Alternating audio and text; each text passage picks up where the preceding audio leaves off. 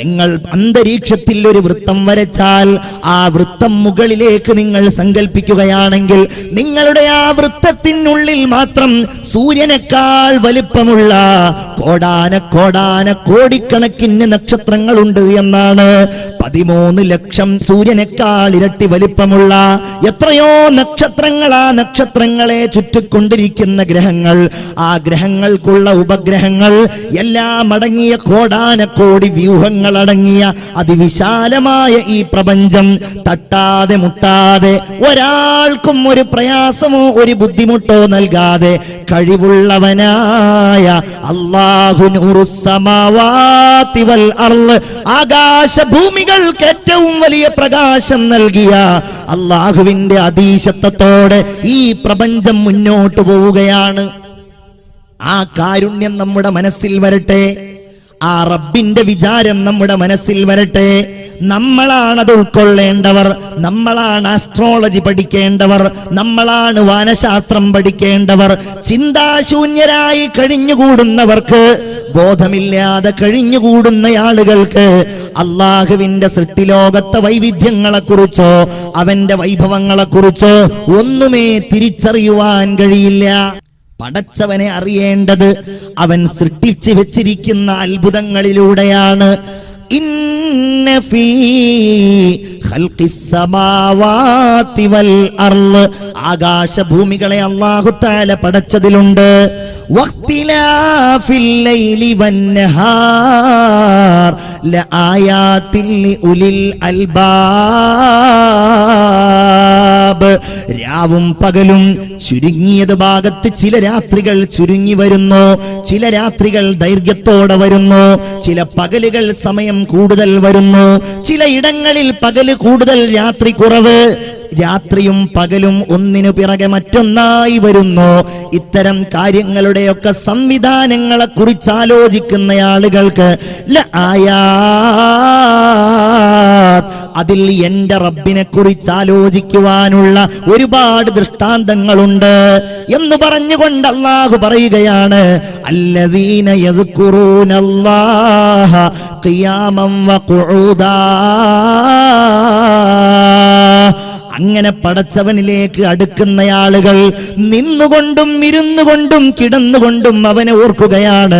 വയതഫക്കറൂന ഫീ ഖൽഖിസ് സമാവാതി വൽ അർള്, ആകാശഭൂമികളടങ്ങുന്ന ഈ പ്രപഞ്ചത്തെക്കുറിച്ച് അത്തരം ആളുകൾ ചിന്തിക്കുകയാണ്. അത്തരം ആളുകൾ ഓർത്തുകൊണ്ടവർ പറയുന്നത്, റബ്ബനാ മാ ഖലഖ്ത ഹാദാ ബാതിലാ സുബ്ഹാനക ഫഖിനാ അദാബന്നാർ. റബ്ബിന്റെ സൃഷ്ടി വൈഭവത്തെ കുറിച്ച് ചിന്തിച്ചവർ പറയുന്നത്, അല്ലാഹുവേ ഇതൊന്നും നീ വെറുതെ പടച്ചതല്ലല്ലോ. നമ്മൾ ആരെങ്കിലും ചിന്തിക്കാറുണ്ടോ? നമ്മൾ ആരെങ്കിലും ഇന്ന് ഈ നിമിഷം വരെ ഇത്തരം കാര്യങ്ങൾ നാമുമായി ബന്ധപ്പെട്ട ഒന്നാണെന്ന് ആലോചിച്ചിട്ടുണ്ടോ? ബിസ്മില്ലാഹിർ റഹ്മാനിർ റഹീം. അർ-റഹ്മാൻ അല്ലമൽ ഖുർആൻ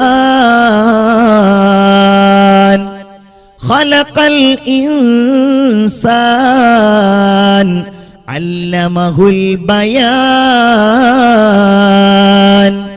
അശ്ശംസു വൽ ഖമറു ബിഹുസ്ബാൻ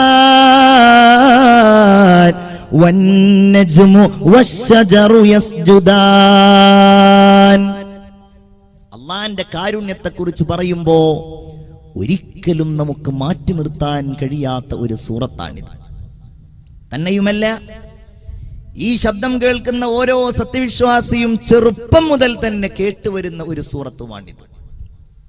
ഈ സൂറത്തിന്റെ പേര് തന്നെ സൂറത്തുർ റഹ്മാൻ, അഥവാ കാരുണ്യവാനായ അല്ലാഹുവിന്റെ കരുണയുടെ, ദയയുടെ, അവന്റെ വിശാലമായ കാരുണ്യത്തിന്റെ ഉന്നതമായ വാതായനങ്ങൾ, കവാടങ്ങൾ തുറക്കപ്പെടുന്ന അധ്യായം. ഈ സൂറത്ത് അറിയപ്പെടുന്നത് തന്നെ അറൂസുൽ ഖുർആൻ, ഖുർആനിലെ പുതുമണവാളൻ എന്ന് പറഞ്ഞുകൊണ്ടാണ്. എന്താണ് പുതുമണവാളന്റെ പ്രത്യേകത? എടക്കഴിയൂരിലുണ്ടാകുമല്ലോ പുതുമണവാളന്മാർ, പുതിയ പിളമാരാകാൻ ആഗ്രഹിക്കുന്നവരും അതായവരും. നിങ്ങൾക്കറിയാം, ആ ദിവസത്തിന്റെ പ്രത്യേകത എന്ന് പറയുന്നത് അന്നായിരിക്കും ആ വ്യക്തി ഏറ്റവും വലിയ VIP ആയി മാറുന്നത്. നല്ല കോട്ടൊക്കെ ഇട്ട്, നല്ല സുഗന്ധമൊക്കെ പൂശി, അത്യാവശ്യം ബ്യൂട്ടി പാർലറിലൊക്കെ ഒന്ന് പോയിട്ട് നന്നായിട്ട് മുഖമൊക്കെ ഒന്ന് മിനുങ്ങി, എല്ലാവരുടെയും ശ്രദ്ധയാകർഷിക്കുന്ന സമയം എന്ന് പറയുന്നത് അവൻ പുതുമണവാളനാകുന്ന ദിവസമാണ്. എത്ര വലിയ VIP വന്നാലും അന്നിവനെ കവച്ചു വെക്കാൻ ഒരു പ്രധാനപ്പെട്ട വ്യക്തിയില്ല. എന്നതുപോലെ പരിശുദ്ധ ഖുർആനിൽ ഏറ്റവും കൂടുതൽ ശ്രദ്ധേയമായ ഒരധ്യായം അറൂസുൽ ഖുർആൻ എന്നാണ് ഈ സൂറത്ത് അറിയപ്പെടുന്നത്. ഈ സൂറത്തിന്റെ തുടക്കവും ഒടുക്കവും ആർക്കും കാണാതെ അറിയില്ലെങ്കിലും ഒരായത്ത് നിങ്ങൾക്ക് എല്ലാവർക്കും അറിയാം.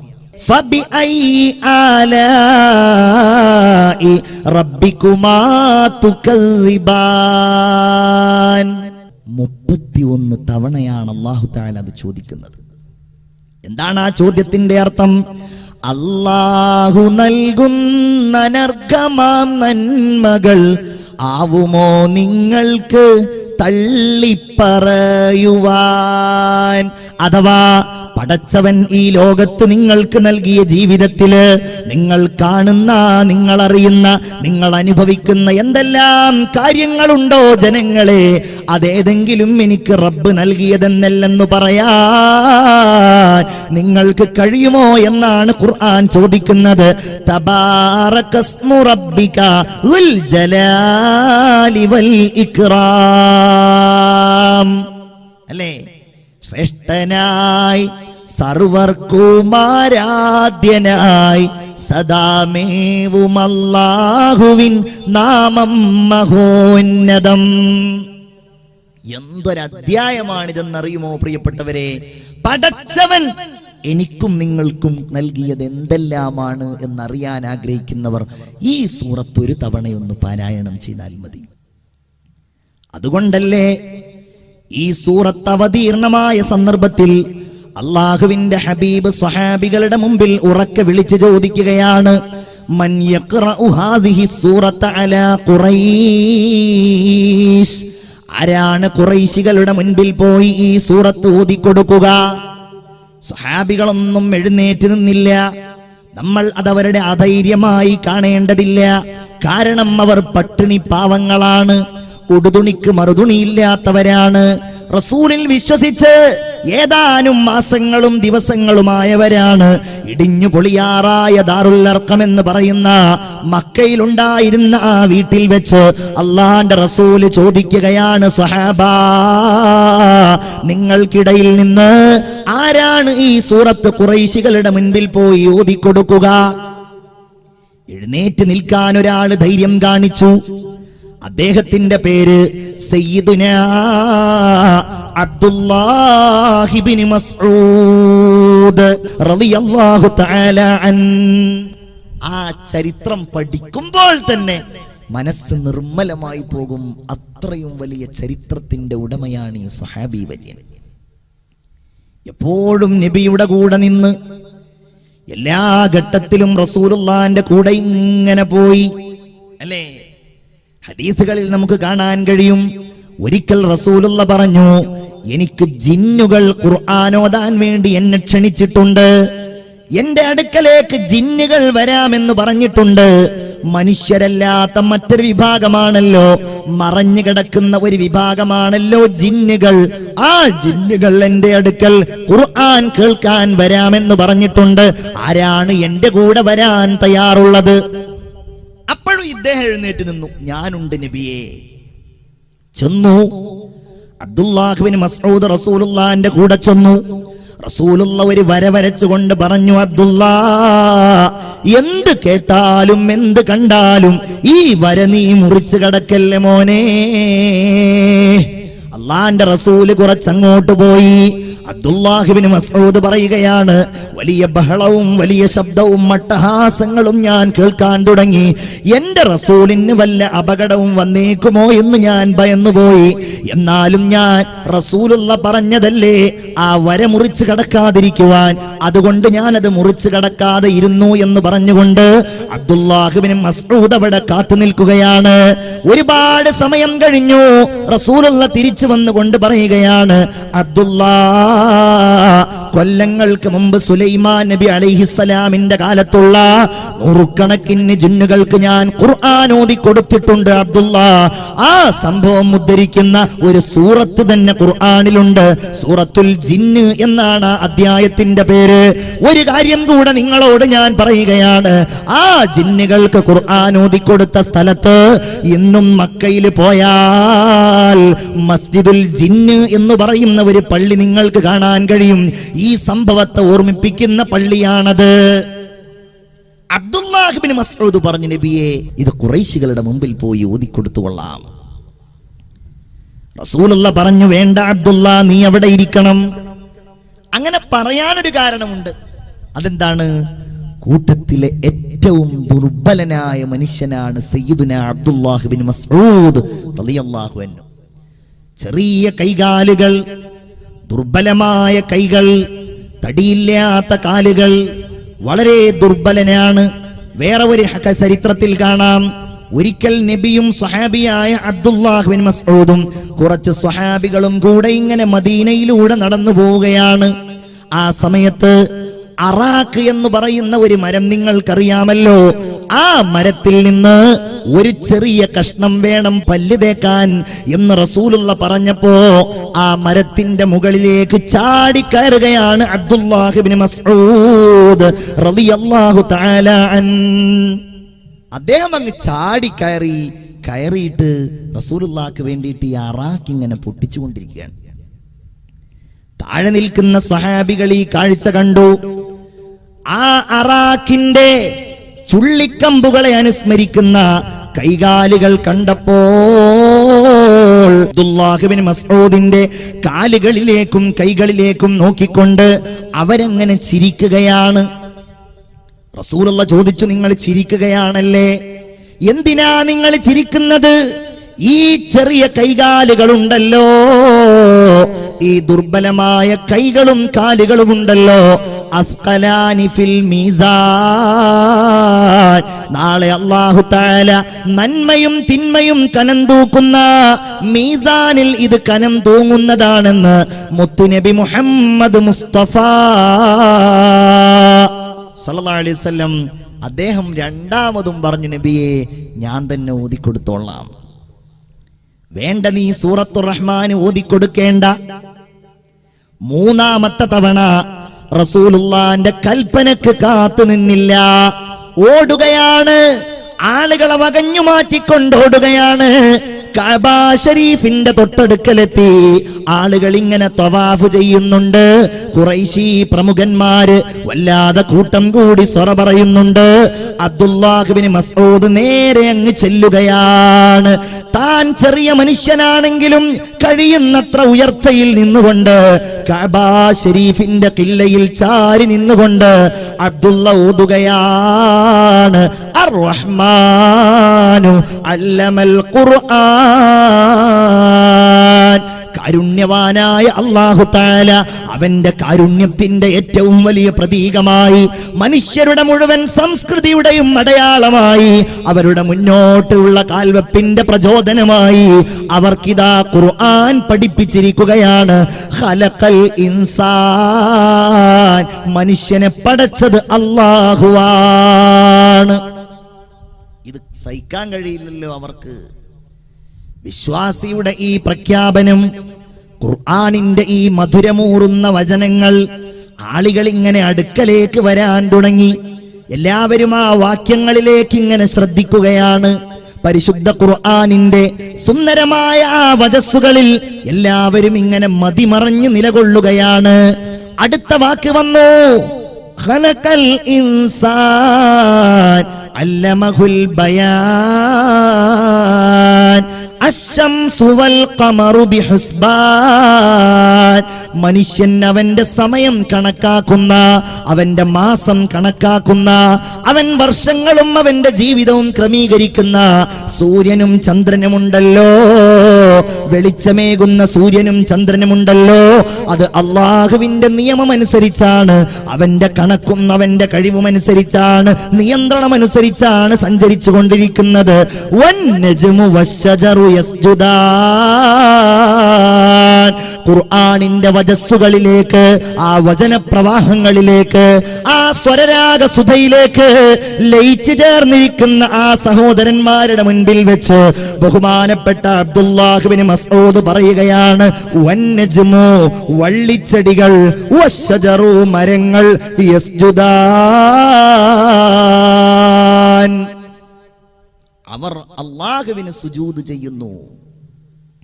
ഇത് സഹിക്കാൻ കഴിഞ്ഞില്ല അബൂജഹലിന്. അവൻ ഓടി വന്നു എന്ന് മാത്രമല്ല, ചെറിയ മനുഷ്യനും ദുർബലനുമായ ഈ പാവപ്പെട്ട സ്വഹാബിയെ കഠോരമായി അവൻ മർദ്ദിക്കുകയാണ്. തന്റെ സർവശക്തിയും ഉപയോഗിച്ചുകൊണ്ടവൻ അടിക്കുകയാണ്.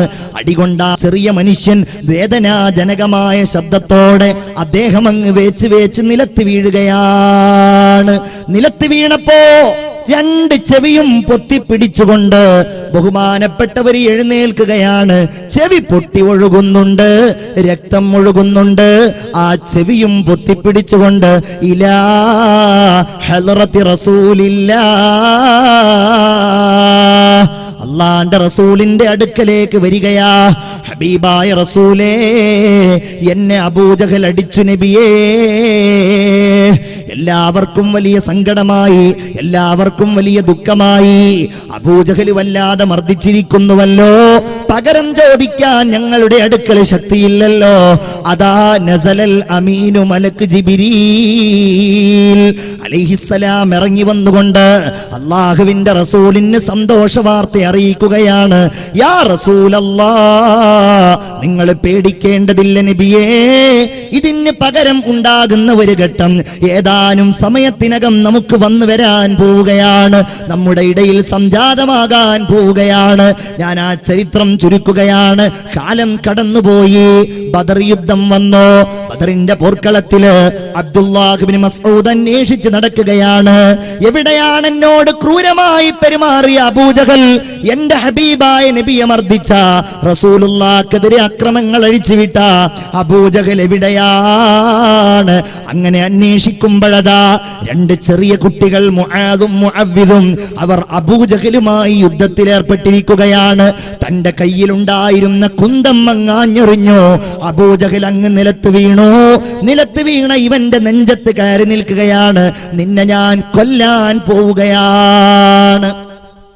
ഇസ്ലാമിന്റെ ഏറ്റവും വലിയ ശത്രു, അള്ളാഹുവിനെ അറിയാമായിരുന്നിട്ടും അംഗീകരിക്കാത്തയാൾ, ഇസ്ലാമിൽ വിശ്വസിച്ചു എന്ന ഒറ്റ കാരണത്താൽ എത്രയോ പാവപ്പെട്ട സ്വഹാബികളെ വല്ലാതെ ക്രൂരമായി മർദ്ദിച്ച, കത്തിക്കാളുന്ന സൂര്യന്റെ ചൂടില് മരുഭൂമിയിലൂടെ വലിച്ചെടുത്ത് നെഞ്ചത്ത് വലിയ വലിയ പാറക്കല്ലുകൾ കയറ്റി വെക്കാൻ മടി കാണിക്കാതിരുന്ന, കാരുണ്യത്തിന്റെ കണ്ണീരിന്റെ ഒരംശം പോലും കണ്ണുകളിൽ തെളിഞ്ഞു വരാതിരുന്ന അബൂജഹൽ ലഅനത്തുല്ലാഹി അലൈഹി അബ്ദുല്ലായോട് പറയുകയാണ്, അബ്ദുല്ലാ, എന്നെ നീ അറുക്കുകയാണല്ലേ, എന്നെ നീ കൊല്ലുകയാണല്ലേ?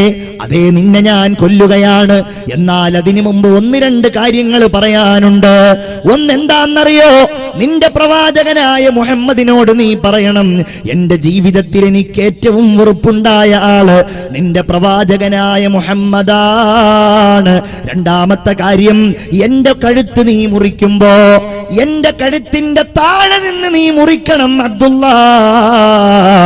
എന്തുകൊണ്ടെന്നാൽ എന്റെ നീണ്ട കഴുത്ത് കണ്ട്, എന്റെ മുഖം കണ്ടിട്ടെങ്കിലും നിന്റെ പ്രവാചകനായ മുഹമ്മദ് ഒന്ന് ഞെട്ടട്ടെ. എന്റെ പ്രിയപ്പെട്ടവരെ, അബ്ദുല്ലാഹിയുടെ മനസ്സിൽ ദേഷ്യം ഇരച്ചു കയറി തന്റെ വാളെടുത്തുകൊണ്ട് അബൂജഹലിന്റെ തല മുറിക്കുകയാ. എന്നിട്ടാ മുറിച്ച തലയെടുത്തുകൊണ്ട് റസൂലുള്ളാഹിക്ക് കാണിച്ചു കൊടുക്കാൻ കൊണ്ടുപോകാൻ നോക്കുമ്പോ തന്റെ കയ്യിൽ അത് പൊങ്ങുന്നില്ല. എന്ത് ചെയ്തെന്നറിയുമോ? കാലങ്ങൾക്ക് മുമ്പ് തന്റെ ചെവി പൊട്ടിച്ചില്ലേ എന്നതുപോലെ വാളെടുത്തുകൊണ്ട് ചെവിയിലൂടെ ഒരു ദ്വാരമുണ്ടാക്കി. ആ ദ്വാരത്തിൽ ഒരു കയറിട്ടു. ആ തലയിങ്ങനെ വലിച്ചുകൊണ്ട് ശത്രുക്കളുടെ ഏറ്റവും വലിയ നേതാവായ, മനുഷ്യന്റെ ശത്രുവായ, മൃഗങ്ങളുടെ ശത്രുവായ, ഒരാളോടും കാരുണ്യത്തോടെ പെരുമാറാത്ത, എല്ലാവർക്കും ഏറ്റവും വലിയ അന്ധകനായിരുന്ന ഈ അബൂജഹലിന്റെ തലയും വലിച്ചുകൊണ്ട് ഇലാ ഹളറത്തി ഹബീബില്ലാഹ്, അല്ലാഹുവിന്റെ റസൂലിന്റെയും സ്വഹാബികളുടെയും അടുക്കലേക്ക് വരികയാണ്. എല്ലാവർക്കും വലിയ സന്തോഷം, ആവേശം. എല്ലാവരും തക്ബീർ മുഴക്കിക്കൊണ്ട് അബ്ദുല്ലാഹ് ഇബ്നു മസ്ഊദിനെ സ്വീകരിച്ചു. എല്ലാവരും ഇങ്ങനെ സ്വീകരിച്ചിരിക്കുമ്പോ നബിയോട് ഈ കാര്യം പറയുകയാണ്. യാ റസൂലല്ലാഹ്, ഇവൻ മരിക്കുന്ന വേളയിൽ ഇങ്ങനെ പറഞ്ഞു നബിയെ, അവൻ ഏറ്റവും ദേഷ്യമുള്ളത് അങ്ങയോടാണ്. അങ്ങ് പേടിക്കാൻ വേണ്ടി അവന്റെ കഴുത്ത് താഴെ നിന്ന് മുറിക്കാനും അവൻ പറഞ്ഞു നബിയേ. അല്ലാഹുവിന്റെ റസൂൽ അതിന് പറഞ്ഞ മറുപടി നമ്മയൊക്കെ വല്ലാതെ ചിന്തിപ്പിക്കേണ്ടതാണ്. ലോകത്തിന്റെ നേതാവ്, സ്വർഗത്തിന്റെ ഉദ്ഘാടകൻ മുത്തുനബി മുഹമ്മദ് മുസ്തഫ സല്ലല്ലാഹു അലൈഹി വസല്ലമ തങ്ങൾ പറയുന്നത് എന്തൊരു പരീക്ഷണമാണ്. ഫിർഔനി അശദ്ദു മിൻ ഫിർഔനി മൂസ. അല്ലാഹുവേ, മൂസാ നബിയേക്കാൾ വലിയ ഫിർഔനെയാണല്ലോ എനിക്ക് നീ നൽകിയത് റബ്ബേ. എന്തേ കാരണം? മൂസാ നബിക്ക് നീ നൽകിയ ഫിർഔൻ ചെങ്കടലിൽ മുങ്ങിത്താവുമ്പോ, അവൻ മരിക്കുമെന്ന് ഉറപ്പാകുമ്പോ അവൻ വിളിച്ചു പറയുന്നത് ആമന്തു ബി റബ്ബി മൂസാ വഹാറൂൻ. ഞാനിതാ മൂസാ നബിയുടെയും ഹാറൂൻ നബിയുടെയും റബ്ബിനെ കൊണ്ട് വിശ്വസിച്ചിരിക്കുന്നു എന്നതാണ്. റബ്ബിന്റെ കാരുണ്യം, അള്ളാന്റെ കാരുണ്യം, അതവൻ പറയുകയാണ്. ഒന്നാമത്തെ കാരുണ്യം നമ്മൾ അറിയേണ്ടത് അർ-റഹ്മാൻ. അവന്റെ കാരുണ്യം പറഞ്ഞാൽ തീരില്ല. ഞാൻ ചുരുക്കി 1-2 വചനങ്ങൾ ഓതിക്കുകയാണ്. അല്ലദീ ജഅല ലക്കുമുൽ അർള ഫിറാശ. അവൻ ഭൂമി നിങ്ങൾക്ക് വിരിപ്പാക്കി മാറ്റി തന്നവനാണ്. നമുക്ക് കിടക്കാൻ, നമുക്ക് ഇരിക്കാൻ, നമുക്ക് സഞ്ചരിക്കാൻ. വസ്സമാഅ ബിനാഅ വഅൻസല മിനസ്സമാഇ മാഅ. ആകാശത്ത് നിങ്ങൾക്കുള്ള ഒരു മേൽക്കൂരയാക്കി അവൻ നിങ്ങൾക്ക് ആവശ്യമായ വെള്ളം മുഴുവൻ വാനലോകത്ത് നിന്ന് ഇറക്കി തന്നവനാണ്, വർഷിപ്പിച്ചു തന്നവനാണ്. അല്ലേ? ആ സൂറത്തിന്റെ തുടക്കത്തിൽ പറയുന്ന അർ-റഹ്മാൻ എന്ന വാക്കിന്റെ അർത്ഥം നമ്മൾ പറഞ്ഞാ തീരോ പ്രിയപ്പെട്ടവരെ? അല്ലേ? വജഅൽനൽ ലൈല ലിബാസ. എന്തൊക്കെ സംവിധാനങ്ങൾ! നമ്മൾ ഈമാനുള്ളവർ ആലോചിക്കേണ്ടത്, അല്ലാഹ് പറയുന്നത് ഇത് മനുഷ്യരുടെ കഴിവല്ല, ഇത് പ്രകൃതിയുടെ കഴിവല്ല. വജഅൽന, നമ്മൾ ആക്കിയിരിക്കുന്നു, അല്ലൈൽ, രാത്രിയെ, ലിബാസ, വസ്ത്രമാക്കിയിരിക്കുന്നു. നിങ്ങൾക്ക് വിശ്രമിക്കണമല്ലോ, നിങ്ങൾക്ക് ഉറങ്ങണമല്ലോ.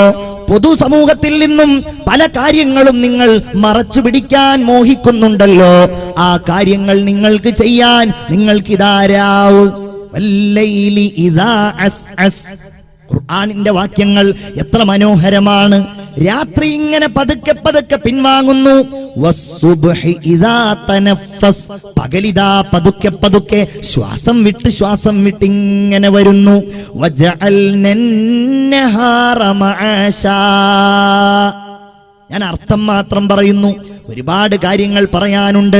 ഇത് പറഞ്ഞില്ലെങ്കിൽ റബ്ബിനെ കുറിച്ച് ചിന്തിക്കുന്ന വചനങ്ങളും ആയത്തുകളും ഇപ്പോഴെങ്കിലും നമ്മൾ ഓർത്തില്ലെങ്കിൽ ഇതൊന്നും ഓർക്കാനും പറയാനും നമുക്ക് അവസരം കിട്ടുമോ എന്ന് തോന്നുന്നത് കൊണ്ടാണ് ഞാൻ ഈ സംസാരത്തിൽ ഈ വാക്യങ്ങൾ ഉൾപ്പെടുത്തുന്നത്. വജഅൽനൽ നഹാറ മആശാ. നിങ്ങൾക്ക് പകൽ ജീവിതോപാധിയായി നാം സംവിധാനിച്ചിരിക്കുന്നു. നിങ്ങൾക്ക് കിളക്കാം, നിങ്ങൾക്ക് തെങ്ങിൽ കയറാം, നിങ്ങൾക്ക് വാഹനങ്ങൾ ഓടിക്കാം, നിങ്ങൾക്ക് പണിയെടുക്കാം, നിങ്ങൾക്ക് ജീവിക്കുവാനുള്ള മാർഗം കണ്ടെത്തേണ്ട സമയമാക്കി പകലിനെ നമ്മൾ സംവിധാനിച്ചിരിക്കുകയാണ്. വബനൈനാ ഫൗഖകും സബ്അൻ ശിദാദാ. ഈമാനോടുകൂടെ നിങ്ങൾ കേൾക്കണം. ഇതിന് മുകളിൽ 7 ആകാശങ്ങൾ ശക്തമായി നമ്മൾ നൽകിയിരിക്കുകയാണ്. എന്താ ആകാശത്തിന്റെ പ്രത്യേകത? ആകാശത്ത് നിന്നാണ് നമുക്കുള്ള റിസ്ക് ഇറങ്ങുന്നത് എന്നാണ് മുഅ്മിൻ വിശ്വസിക്കേണ്ടത്. 7 ആകാശം. പടച്ചോന്റെ കഴിവ് എത്രയാണ്? പണ്ഡിതന്മാര് പറയുന്നുണ്ട്, 1-ാം ആകാശവും 2-ാം ആകാശവും ഒന്ന് താരതമ്യം ചെയ്താൽ, 1-ാം ആകാശവും 2-ാം ആകാശവും ഒന്ന് താരതമ്യം ചെയ്താൽ, വിശാലമായ ഒരു മരുഭൂമിയിൽ ഒരു മോതിരമിട്ടാൽ എത്രയുണ്ടാകുമോ അത്രയാണത്രേ 1-ാം ആകാശം ഉണ്ടാവുള്ളൂ 2-ാം ആകാശത്തിലേക്ക്. അത്രേ ഈ 2ഉം 3-ാം ആകാശത്തേക്കുണ്ടാകൂ. 6 ആകാശങ്ങളും ചുരുട്ടിക്കൂട്ടി 7-ാം ആകാശത്തേക്ക് നോക്കിയാലോ അതും വലിയ ഒരു മരുഭൂമിയിൽ ഒരു ചെറിയ മോതിരത്തിന് സമാനമേ ഉണ്ടാകൂ. അല്ലാ നിന്റെ കഴിവെത്രയാണ്! ലോകം അവസാനിക്കുന്ന ഘട്ടത്തില് ആ അല്ലാഹുവല്ലേ മത്വിയാ. ഈ കൈകളില്, അല്ലാഹുവിന്റെ കരങ്ങളില് അതിന്റെ ശക്തി എത്രയാണ്, അതിന്റെ കഴിവെത്രയാണ് അല്ലാഹുവേ നിനക്കല്ലാതെ അറിയില്ല. ഖുർആൻ പറയുകയാണ്, അല്ലാഹു ചുരുട്ടിപ്പിടിക്കുമെന്നാണ് ആകാശങ്ങളെ, ഭൂമികളെ എന്നല്ല, അവന്റെ സൃഷ്ടിലോകത്തെ മുഴുവൻ അല്ലാഹുവേ നീയാണല്ലോ ചുരുട്ടിപ്പിടിക്കുന്നത്. എന്നിട്ടവൻ ചോദിക്കുന്നത് ലിമനിൽ മുൽക്കുൽ യൗം, പറയുക ഇന്നത്തെ അധികാരം ആർക്കാണ്? ലില്ലാഹിൽ വാഹിദിൽ ഖഹാർ. അന്നായിരിക്കും എല്ലാവരും സമ്മതിക്കുക അല്ലാഹുവിന്റെ അധീശത്വത്തെ കുറിച്ച്, അവന്റെ കഴിവിനെ കുറിച്ച്. തീർന്നില്ല. വബനൈനാ ഫൗഖകും സബ്അൻ ശിദാദാ വജഅൽനാ സിറാജൻ വഹാജാ. കത്തിജ്വലിക്കുന്ന വിളക്കായി സൂര്യനെ സംവിധാനിച്ചവൻ നമ്മളാണ്. സൂര്യനില്ലെങ്കിൽ സസ്യങ്ങൾ വളരുമോ? സൂര്യനില്ലെങ്കിൽ നമുക്ക് വെളിച്ചമുണ്ടാകുമോ? സൂര്യനില്ലെങ്കിൽ രാവുണ്ടാകുമോ? പകലുണ്ടാകുമോ? ഭക്ഷണങ്ങൾ ഉണ്ടാകുമോ? സൂര്യനെ സംവിധാനിച്ചത് നാമാണ്. وأنزلنا من المعصرات ماء ثجاجا لنخرج به حبا ونباتا. ഖുർആനിനെ സ്നേഹിക്കുന്നവരെ, നിങ്ങൾ ഈ വചനങ്ങളിലേക്ക് ശ്രദ്ധിക്കുക. അമ്മയാണ് സൂറത്ത് അമ്മ. വഅൻസൽനാ, നാം ഇറക്കിയിരിക്കുന്നു, മിനൽ മുഅ്സിറാത്തി, മിനൽ മുഅ്സിറാത്തി, കെട്ടി നിർത്തിയിരിക്കുന്ന മേഘക്കൂട്ടങ്ങളിൽ നിന്ന് നാം ഇറക്കിയിരിക്കുന്നു, മാഅൻ സജ്ജാജാ, കുത്തിച്ചൊരിയുന്ന മഴയെ ഇറക്കിയിരിക്കുന്നു. അല്ലേ? ഈ വെള്ളം ഇങ്ങോട്ട് വന്നാലോ, അന്നാ സ്വബബ്നൽ മാഅ സ്വബ്ബ, ആകാശത്ത് നിന്ന് നാം മഴ പെയ്യിപ്പിച്ചു, മഴ വർഷിപ്പിച്ചു. സുമ്മ ശഖഖ്നൽ അർള ശഖ്ഖാ, പിന്നെ ആ ഭൂമിയെ നാം പിളർത്തിയിരിക്കുന്നു. ഫഅംബത്നാ ഫീഹാ സുമ്മ ശഖഖ്നൽ അർള ശഖ്ഖാ വഅംബത്നാ ഫീഹാ ഹബ്ബൻ വഇനബൻ വഖൽബൻ വസൈതൂനൻ വനഖ്ലാ വഹദായിഖ ഗുൽബാ വഫാകിഹതൻ വഅബ്ബാ മതാഅൻ ലക്കും വലിഅൻആമിക്കും. നിങ്ങൾക്കുള്ള ഭക്ഷണം, നിങ്ങളുടെ മൃഗങ്ങൾക്കുള്ള ഭക്ഷണം ഈത്തപ്പഴങ്ങളായി, ഫലവർഗ്ഗങ്ങളായി, സസ്യങ്ങളായി, നെല്ലുകളായി, എന്തെല്ലാം എന്തെല്ലാം. ആരാണിത് നൽകിയത്? അർ-റഹ്മാൻ, കാരുണ്യവാനായ അല്ലാഹു. ഇതൊന്നും പറയാൻ നമ്മൾ പുറത്തത്തെ എന്തെങ്കിലും കാര്യം പറയേണ്ട, ഖുർആനിലെ ഈ വാക്യങ്ങൾ ഇങ്ങനെ ഓതി നോക്കിയാൽ മതി. എന്തൊക്കെ അത്ഭുതങ്ങൾ, പറഞ്ഞാൽ തീരൂല്ല. അതുകൊണ്ടല്ലേ ഈ കാരുണ്യത്തിന്റെ വചസ്സുകൾ കേൾക്കുമ്പോ ഇന്നും ലോകം ഇസ്ലാമിന്റെ ശാദ്വലമായ തീരത്തേക്കണയുന്നത്. അതുകൊണ്ടല്ലേ. വേറെന്താ അതിന്റെ കാരണം പറയാ?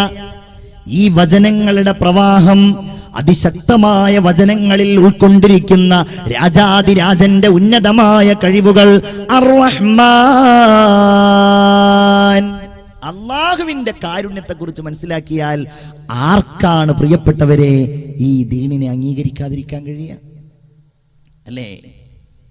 കാറ്റ് സ്റ്റീവൻസ് എന്ന വലിയ ഉന്നതനായ പോപ്പ് സംഗീതജ്ഞനെ കുറിച്ച് കേൾക്കാത്തവർ ഉണ്ടായിക്കൊള്ളണം എന്നില്ല.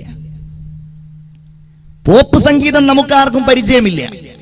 പക്ഷെ എന്നാലും പോപ്പ് ഗായകന്മാരെ നമുക്ക് എല്ലാവർക്കും അറിയാം. ഇപ്പൊ നിങ്ങൾക്ക് എല്ലാവർക്കും സുപരിചിതനായ ഒരു പോപ്പ് സംഗീതജ്ഞനാണ് ആര്?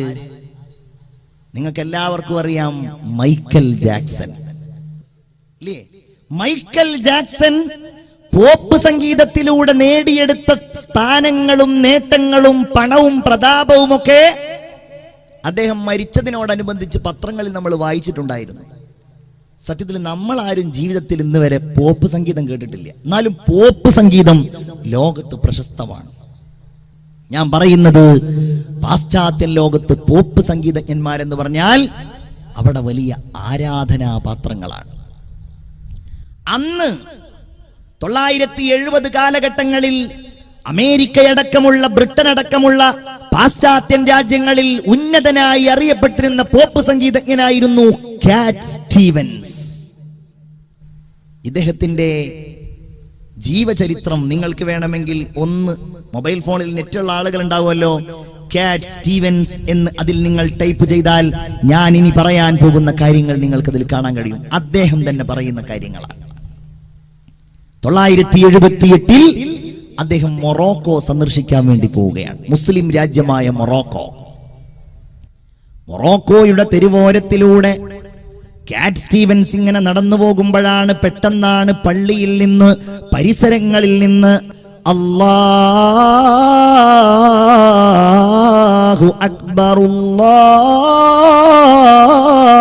അല്ലാഹു അക്ബർ ബാങ്ക് കേൾക്കുന്നത്. അല്ലാഹു വലിയവനാണ്, അല്ലാഹു ഏറ്റവും വലിയവനാണ്.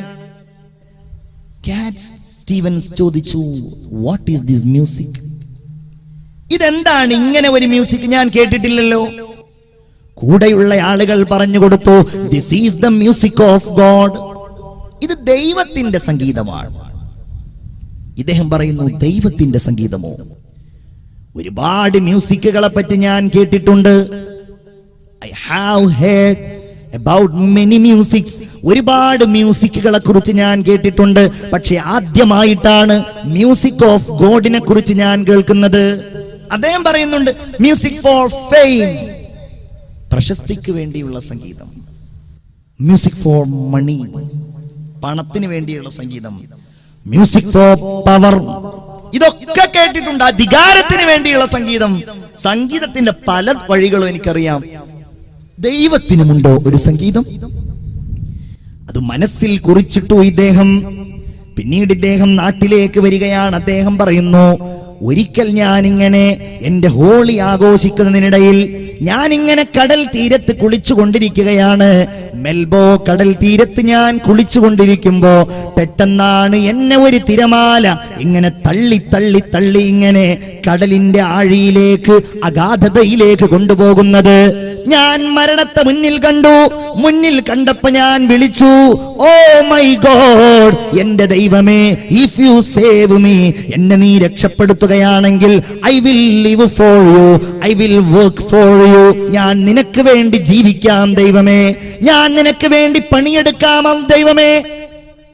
അദ്ദേഹം പറയുന്നു, ഞാൻ അറിയാത്ത ഏതോ ഒരു തിരമാല എന്നെ ഇങ്ങനെ തള്ളി തള്ളി തള്ളി കരയിലേക്ക് കൊണ്ടു. ഞാൻ അത്ഭുതപ്പെട്ടു. പിന്നെ എന്റെ അന്വേഷണം ദൈവത്തെയായിരുന്നു. എവിടെയാണ് ഞാൻ അന്വേഷിക്കേണ്ടത്? പലയിടങ്ങളിലും ഞാൻ പോയി. ഇത് സത്യസന്ധമായി അദ്ദേഹം രേഖപ്പെടുത്തിയ കാര്യമാണ്.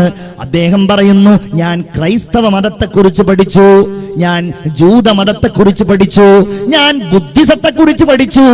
അങ്ങനെ ഇരിക്കുമ്പോഴാണ് ഇസ്രായേൽ കടൽ സന്ദർശനം കഴിഞ്ഞ് എന്റെ ഒരു സഹോദരൻ തിരിച്ചു വരുന്നത്.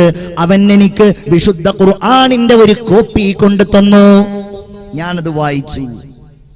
ഞാനത് എന്റെ ഒരു മുസ്ലിം സുഹൃത്തിനെ ഉപയോഗിച്ച് പഠിച്ചു. അലിഫ് ലാം റാ തിൽക ആയാതുൽ കിതാബിൽ മുബീൻ ഇന്നാ അൻസൽനാഹു ഖുർആനൻ അറബിയ്യൻ ലഅല്ലകും തഅഖിലൂൻ നഹ്നു നഖുസ്സു അലൈക അഹ്സനൽ ഖസസ് ബിമാ ഔഹൈനാ ഇലൈക ഹാദൽ ഖുർആൻ വഇൻ കുന്ത മിൻ ഖബ്ലിഹി ലമിനൽ ഗാഫിലീൻ. സൂറത്ത് യൂസുഫ്. وإذ قال يوسف لأبي يا